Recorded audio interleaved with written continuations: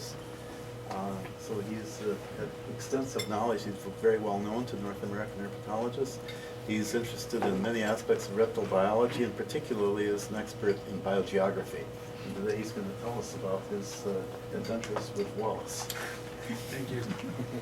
Well, I want to thank Dave for the presentation and Carol for the hospitality here while I'm in UC Berkeley. And I just want to make sure that I am not a historian, as he mentioned, and this is just a hobby for me. This is a very general talk.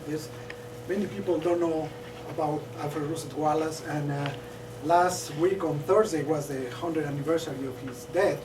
So we are still pretty close to the date, and I think this is a good time to talk about what Wallace's contributions are to the general knowledge. Wallace is a very interesting person. He wrote many papers, as you can see here. And there is this guy, Charles Smith, who has a web page on at the University of Kentucky that is still discovering new writings from Wallace, because he was a person that needed to work in order to make his living. He was, compared to Darwin, for example, he was not wealthy.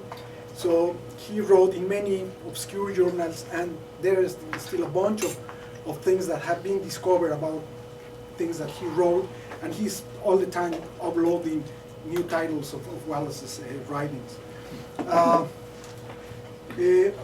Wallace was a person with a big, wide interest in human culture. Besides biology, he wrote many other different things, including socialism, land nationalization, women's rights, was one of the champions of the women's rights, which is very interesting, monetary reform, spiritualism, and anti-vaccination. Nobody's perfect, so... Anyway, some of his ideas, especially in social sciences, are published in these titles that he published almost to the year of his death.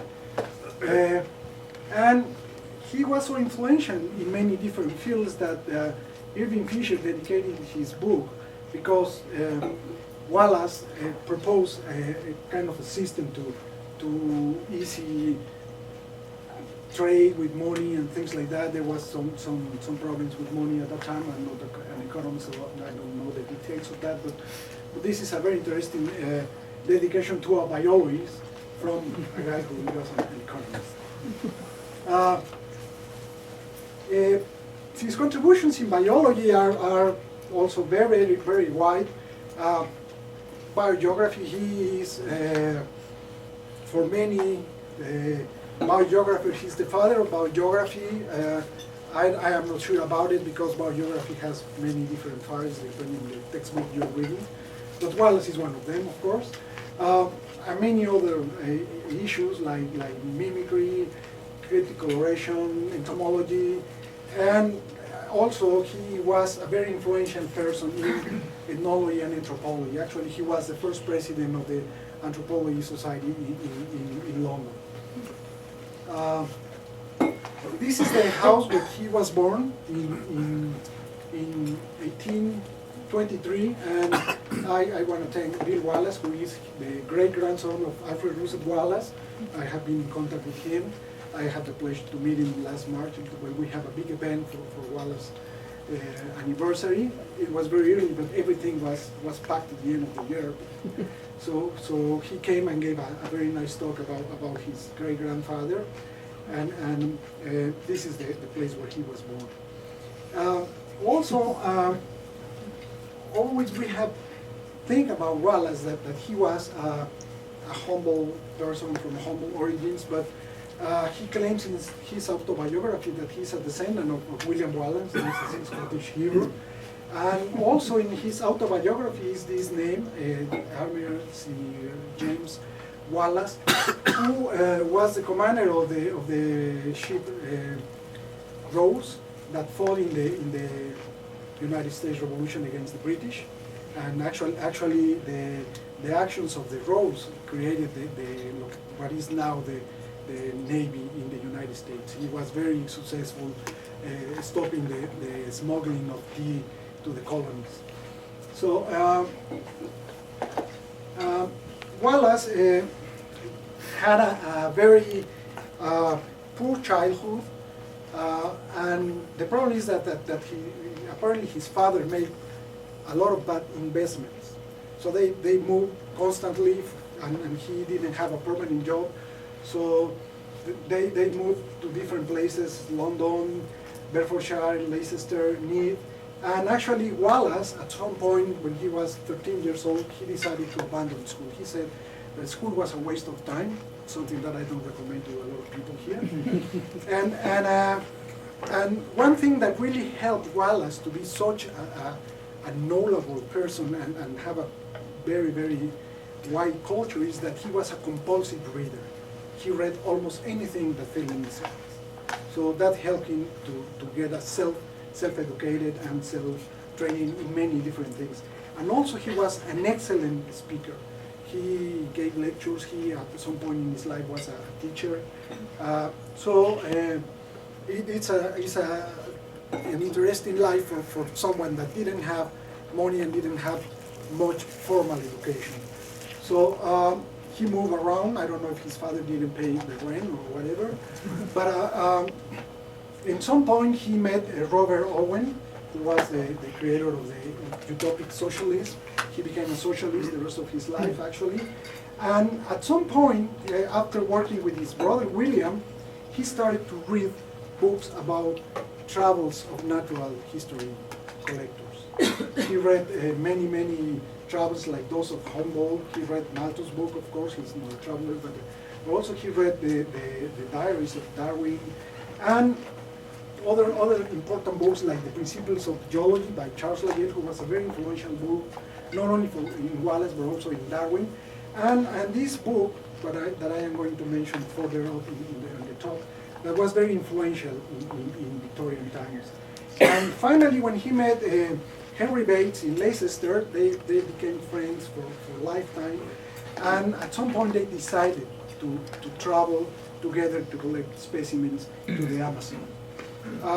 Some of the most important books and authors that Wallace read, of course, the Principles of Population is a very important book for both Wallace and Darwin. He said that Alexander von Humboldt was very influential in his thinking, and also is one of the other fathers of biogeography for some of the historians of biogeography. The Principles of Geology by Lyell and the researchers, the journal of researchers of Darwin were also, as I mentioned, very influential in the thinking of Wallace. But maybe by that time, this was the most influential book in Wallace's thinking.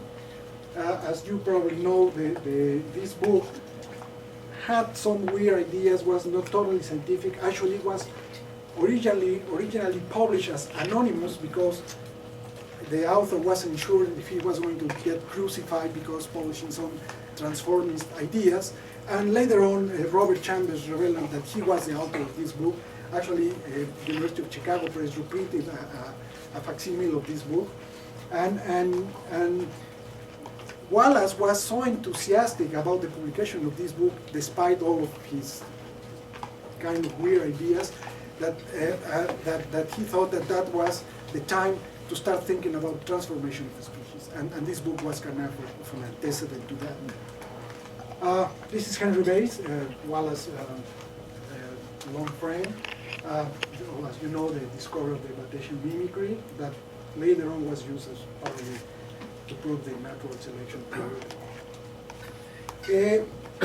One of the things that Bates states in one letter is that they decided to go to the Amazon because they thought at some point that the question about the origin of the species would be in the tropics. So they decided to go to the Amazon, and since both were poor people, they didn't have money, or they were not invited in a royal ship to circle the world. They decided to collect specimens, sell some duplicates so they could make a living and pay the expenses and study others. and see if they could find the answer to the species question, as it used to be named at that time. Samuel Stevens was a dealer, let's say, in that time in the 19th century. Collecting and selling specimens was not the business that it is today. It was a very different business. It was legal, let's put it in those terms, and there were no endangered species and anything like that. There were no regulations, no U.S. Fish and Wildlife, no Mexican Semarnet, nothing. Anyway, so they could kind of buy and sell specimens all over the world. So Stevens acted as the agent for Wallace and Bates, and he also was a very important person introducing Wallace to the academic circles of the Victorian Society, because Wallace wrote letters and papers that were sent to Samuel Stevens, and Samuel Stevens would present them to the societies to be published. This is just a very small itinerary of the Amazon travel. At some point, Wallace and Bates decided to split, not because they got mad with each other, because they decided to cover more ground. So Henry Bates explored the Amazon basin, and Wallace explored essentially the Rio Negro and the Vaupés, which is right here. And at some point he got very close to the Orinoco River that Humboldt was before. Alexander von Humboldt was there, and Wallace was very pleased with that. So Wallace all the time was sick, and this is because he didn't have any person to cook for him. He would eat the food that the native people would eat. So he got sick all the time, and they had to collect, prepare specimens, write letters, write notes. So he all the time was very busy. There was no time for TV or anything like that. So he decided at some point one of his brothers joined them and died of yellow fever. And Wallace after that decided to go back to Britain, and Henry Bates remained in the Amazons until 1859. Wallace embarked on the Helen on July 12, and one of the problems that he found at Belém is that many specimens that they sent before to be shipped to Samuel Stevens were caught in the customs, because some problems that I don't know if someone knows exactly what the problem was. The thing is that there were a bunch of the collections stuffed in Belém, so he had to fix all of those papers. I don't know if he bribed people or whatever. I don't think he had so much money to bribe people anyway. But he could rescue those specimens, ship them with him in the Helen, and in the middle of the Atlantic Ocean, August 6th, the ship caught fire. He lost everything, all of the collections, most of his notes, specimens, the luggage, a bunch of things. He was able to recuperate just a few things, and with those things he tried to make the best of that trip. Some of those fish plays were just recently published in Brazil, and they stayed 10 days adrift. And when they were rescued by the Georgeson, Wallace said this: "Never again." He forgot that. Luckily he forgot that. Otherwise, probably nobody will talk about Wallace these days. Anyway, he arrived to London and started to collect letters that he sent before to friends and family, and wrote a book about the narrative travels of the Amazon with that information and the few notes that he could rescue. He also rescued some notes about the pulp dreams of the Amazon, which is a very rare book and a very interesting one. At that time, he started to go to the scientific meetings in the Victorian Society, met very important people, including Charles Darwin, and he thought, well, what I could recuperate from the ship is not enough for me to study the species question. So after many thinkings and things like that, he decided to make another trip. So he embarked for the Malayan archipelago, and since he was already known in the Victorian Society, these guys, Dr. Roderick Murchison, grant him free passage for him and a helper to go in one ship to the Malayan archipelago. So he spent more or less 8 years there. He traveled many, many miles because he was moving constantly. He visited a bunch of islands that probably would like to visit, at least as a tourist. I know Jamie knows some of those. And he changed his residency at least 80 times, almost once a month. For a person that only had one assistant, collecting, preparing specimens, writing notes, writing letters, looking for food, shipping specimens to Samuel Stevens to get money back to continue financing his expedition is an amazing effort. This is actually the field attaché of Wallace. Nothing like we do today. I don't think anybody will go and collect to those places in this kind of suit. This is Wallace. That's the Victorian style. While in the Malay archipelago, he was an avid collector. He collected over 125,000 specimens. That if we see that, everybody would say this guy was a complete predator. But those were the times, I'm sorry, those were the times. He studied many of them, and especially he was very interested in insects, but he collected many other groups. And he also started to write his major contributions to the species question, which is a very important thing. One of the contributions of Wallace while he was in the Malayan archipelago is what this line that we know now is the Wallace line, which divides these two biogeographic regions. And I just want to mention this guy, Ali Wallace. After some time, his helper from Britain kind of quit, and he had to hire this guy who was a local, and actually he adopted the name Wallace. Ali Wallace was his last name, and apparently the family still lives in I don't know which island, but in the Malayan archipelago, some of those islands. So Ali remained with Wallace until the end of the trip. The first paper that he published, which is very, very interesting and very important, now is known by most of the historians by the Sarawak Law paper. And it was written just a few months after Wallace arrived to the Malayan archipelago. So, in brief, one of the first principles is this: in geography, no species or genus occurs in two very distant localities without being also found in intermediate places. So in geology, the life of a species or genus has not been interrupted. In other words, no group or species has come into existence twice. And this is very important because he is denying these multiple creations that were very, very, very in the mind of the people at that time. He said, this is not possible, this is not a scientific thinking. So that's a very important statement. The other one is, every species has come into existence coincident both in space and time with a pre-existing closely allied species, which is another very important statement for the time. For us, it's very obvious now. So he sent this paper, got published, and he was expecting a big reaction in the naturalists of the time, and essentially nobody paid attention to the paper, which was really, really, really very strange.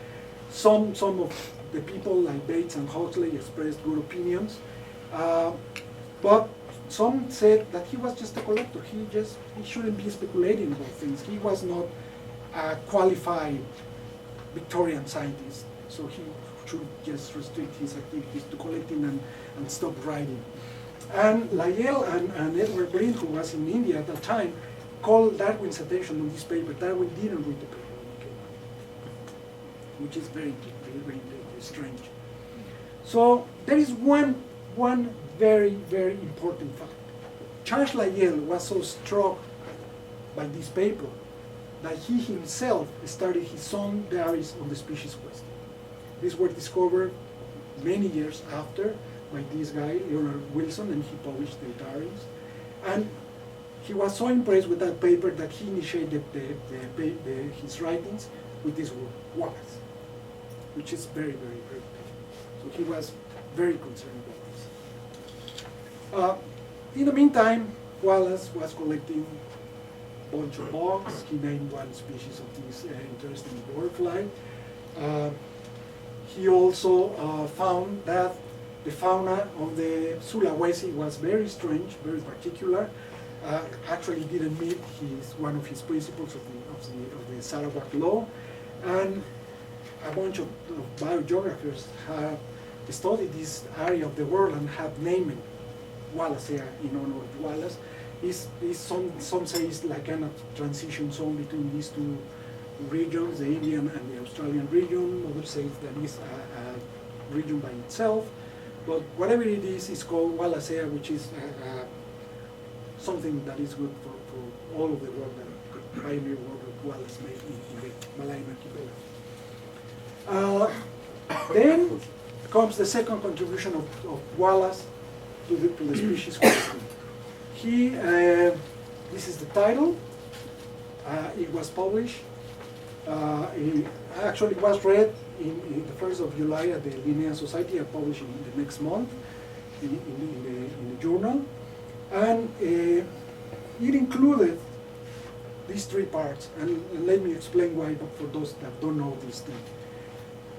He decided, instead of sending directly to the editor like he did with the other paper, he decided to send it to Charles Darwin. He already knew that Charles Darwin was also pursuing the problem of the species question, and he decided to send this paper directly to Charles Darwin. So there is a big controversy that I'm going to talk a little bit more ahead. So Darwin received this, sent it to Lyell, and they decide, in order to give priority to Darwin, to publish a draft of Darwin, apparently written many, many years before, a copy of a letter that Darwin sent a few months before this to Asa Gray here in the United States, and at the end, Wallace's paper. And that they granted priority for the year to Charles Darwin. See, this is the joint paper that they have. This is one of the things that I always hear about this joint paper, never saw it, and this is one of the things that got me interested in the study in Wallace. So this is Asa Gray, for all of those that don't know it, but I'm sure you will know Asa Gray, who he was, and he's a very important person in his history of biology in this country. And this is what it has, as I mentioned. And, oh, excuse me, I am going the other way. No. Okay, this is the first principle in Wallace's paper. There is a general principle in nature which will cause many varieties to survive the parent species and to give rise to successive variations departing further and further from the original type. And I think it's very clear when we explain this very much. It's essentially gradualism and kind of the divergence principle. And the second can be summarized as follows: the size of a species populations is not determined by the reproductive potential, but by the obstacles present to the potential population growth, which is very similar to other statements that Darwin made. And this reflects the influence by Malthus on the thinking of Alfred Russel Wallace. So these two principles, which are probably the most notorious in this paper, are very, very, very clear on what Wallace was thinking about the species question. Some comparations. I know you had a talk last week that made a very, very extensive comparison. I hope I don't repeat some things. Wallace applied the evolutionary question to humans. He was very influenced by the people that live, the local tribes in the different islands of the Malay archipelago. He studied them, and he was very influenced by the style of life all of these people had. So he applied very much to humans. Wallace did not agree that observations made on domestic animals could be applied to study of nature. As we know, Darwin corresponded, before he published The Order of Species, with a bunch of people, dog breeders and breeders of everything. The British are the creators of many, many domestic races, domestic animal races. So Darwin used that evidence a lot in favor of his ideas. But Wallace thought that that was not natural, and he didn't like those examples, and he didn't use the term selection as Darwin did. Also, sexual selection is not important for Wallace. It was very important for Darwin, but not for Wallace. So, also there is another thing. Lamarck's theory was still very influential, especially for Darwin. Darwin always supported the Lamarck's theory, but Wallace put it in a very different perspective. So he thought that there were other mechanisms that could explain the inheritance of certain characters, so he didn't really put so much emphasis in Lamarck's theory. Wallace did not use the term natural selection, as I mentioned. Darwin did. Wallace introduced the terms adaptation and population in modern sense. Neither Wallace nor Darwin initially used the term evolution. They used it after.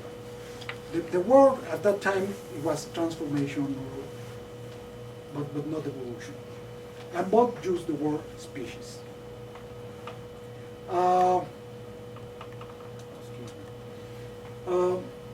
Darwin used terms like variety, subspecies, true species. He did not define them, not at least in the origin of the species. Wallace used especially species and varieties, which was kind of the common language at those times. And later on, Wallace defined what was for him his concept of species. If you read this concept of species, it's very, very similar to that of Ernst Mayr biological species concept. So this is a very interesting point. Hooker and Lyell, for those who have never seen them, they were Darwin's best friends. And there is this controversy, and I don't want to take any position on this. There's still, believe it or not, a big controversy about this. I'm just going to present a very brief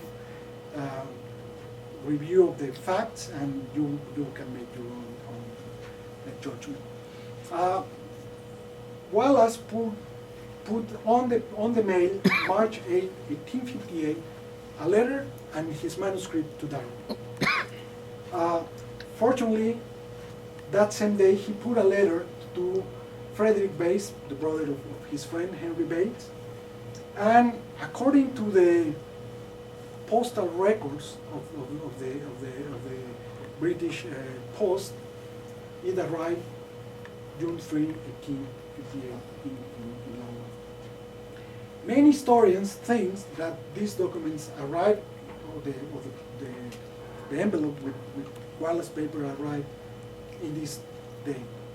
And this is because Darwin states that in his diary, personal diary.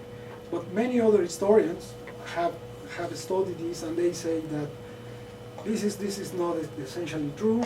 They think that it arrived before, and Dan House, who is just a few miles outside of London, I mean, for the very precise post service that the British have, it couldn't take more than 1 day to Darwin's hands.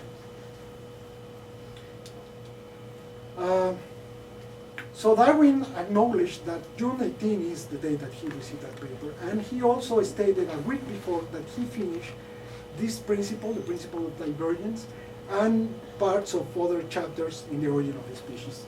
And how do we know this, besides the notation in Darwin's diary, is because by 1942 someone discovered the original manuscript of the origin of species in the library of the British Museum. But the day was not very nice. London was on the attack by the Nazi Air Force. It was bombing. It was bombed every night, and nobody paid attention to this thing. Many years later, someone studied the manuscript and published a note in the journal Science, and this guy Brooks, who studied also the records of the Post, studied the microfilm of the original manuscript of the origin of the species, and he noted different types of paper and different types of pen that were inserted in these folios with the principle of divergence, extinction, and all of things that is stated here. So those were written after, in other words, because of the direction that Darwin used. Then the other thing that was published alone is the letter to Asa Gray. And Dupree, who is the biographer of Asa Gray, says that the principle of divergence is not exactly the same that is published. Supposedly, Darwin copied this long letter to Asa Gray, but the divergence principle is very sketchy in the copy that got to the hands of Asa Gray. So that's another interesting thing. So the other thing is the abstract that Darwin supposedly wrote in 1839, and Barbara Vedal, who is an historian of these facts, stated that this manuscript, another copy of that was found bound with a note by Darwin with instructions to his wife to be published in case of he eventually died. You know that everybody knows that he was sick all the time, and there's a bunch of speculation about what was the problem with Darwin's health. Some say it was he was intolerant to lactose, and there are a bunch of other theories. But he was very, very worried that he would die prematurely. And what is missing? What we're missing to clarify this thing and clean everybody's reputation and names? The original manuscript of the Ternay Law by Wallace, that is not found anymore. I don't know what happened. We don't know if it was changed from the published version. Nobody can say that. Probably Wallace don't remember that because he was in the Malayan archipelago and saw the paper after it was published. The Wallace letter that was along with the manuscript and the envelope that have both documents. And this is very interesting thing because some of you probably don't know that Wallace was so picky with his mail that he will keep every letter that he received, including the envelope, because in the envelope is the stamp that the letter, when the letter arrived. So everything is missing, which is very strange. And then, of course, there was no telephone, no email, nothing. They had to write letters. Darwin had to write letters to Hooker and Lyell and say, oh, I received this, what do I do? So they were letters, those letters are missing as well. And letters that later on were sent to Wallace in the Malayan archipelago after this arrangement of the publication was done. So there are some historians and some amateurs like me that have kind of exaggerated this and say this was big confabulation against Wallace and blah blah. I don't want to take position on that, but there is this thing like portraying these three guys, kind of how are we going to give the priority to Darwin and don't give Wallace the credit. It's being put like that. Anyway, this triggered the publication of The Origin of Species. Darwin hesitated too much to publish this manuscript because he wasn't unsure about that. He wanted to have all the facts before publishing this because he knew it was a topic that if he was going to publish something, it was going to be solid evidence that the species transformed. So he had to publish this. I think the Origin of Species is, in fact, hastily written. And Wallace is not acknowledged in the first edition. Actually, Wallace is acknowledged until the third edition, when Darwin, apparently by recommendation of Lyell, decided to include in the introduction of the book and on all of the editions after that, until the sixth edition, I think is the last that was published when Darwin was still alive, a historical sketch. And Darwin expanded this historical sketch, including more names that he didn't credit before. But at least in the first and second edition, no one is credited. And believe it or not, one of the times that Wallace is mentioned in the first and second edition and the others one, but especially these two, is the Sarawak law paper is the one that is mentioned in the Origin of Species, the paper that he didn't read before.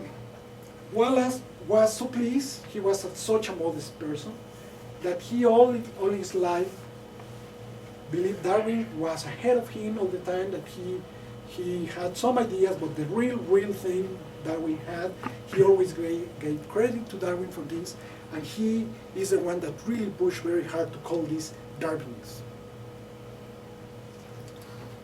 And actually, probably the first title with this name is this book that Wallace published after he made a tour here in the United States, giving a bunch of lectures about natural selection. And just as a curious information, one of his brothers, his brother John, migrated to California, and with the gold fever here, and there is a town east of the bay that is called Wallace. It's in honor of Wallace's brother.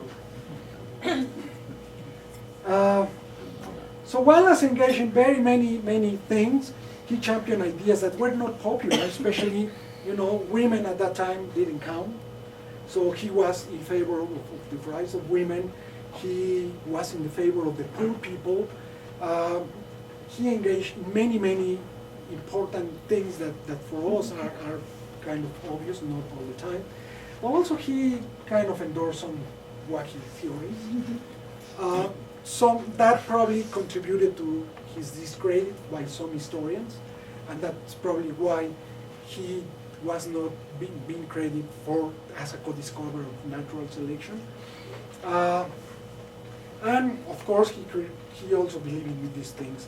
But this is what he thought. I like it. I like everything. I like to read about everything. I like to write about everything. I like to discuss many different topics. I like it. That's the way I am. There is one thing, and it's like a warning notice. This is the Discovery Institute. Now they are publishing a bunch of books. Actually, this is the second book that this guy published. And they are widespreading or spreading the idea that Wallace is the creator of intelligent design, which is, Wallace will deny that. Those that really like Wallace and have read some of his writings, of course, denies all of this. So if you find this book, don't buy it. I buy it because I buy everything. Don't buy it. So this is Wallace. He died peacefully fortunately didn't have a long agony. He is a very nice old Victorian gentleman.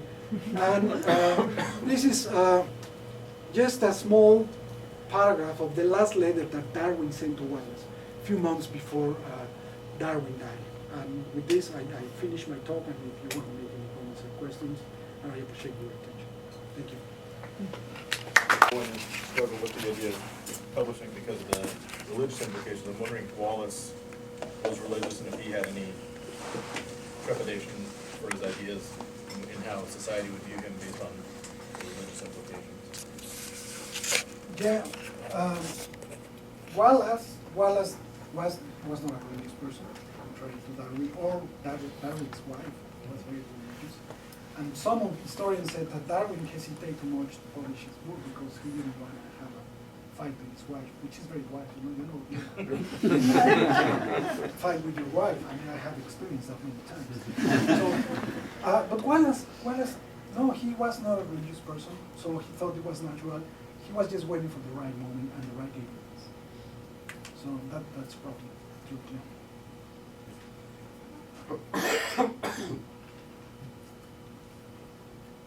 So, what do you've studied Wallace a lot now, what do you consider to be his major contribution? Would you think of his zoographic work, or do you think this main topic of natural selection?